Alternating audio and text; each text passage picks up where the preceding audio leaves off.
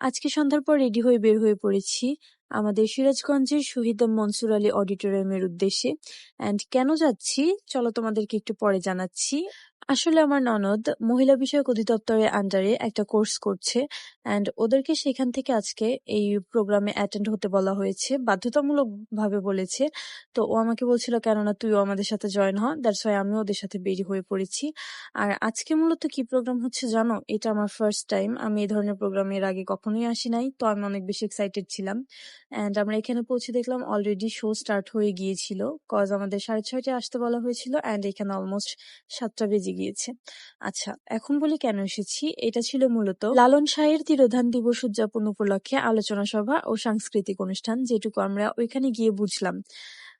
আমি আগেই বললাম আমি এই ধরনের অনুষ্ঠান কখনো অ্যাটেন্ড হইনি। যাই হোক, এখানে এসে দেখলাম যে আমাদের সিরাজগঞ্জের প্রিয় তালহা, ও কিন্তু অ্যাটেন্ড হয়েছে, and ও খুব মনোযোগ দিয়ে দেখলাম যে প্রোগ্রাম দেখছিল।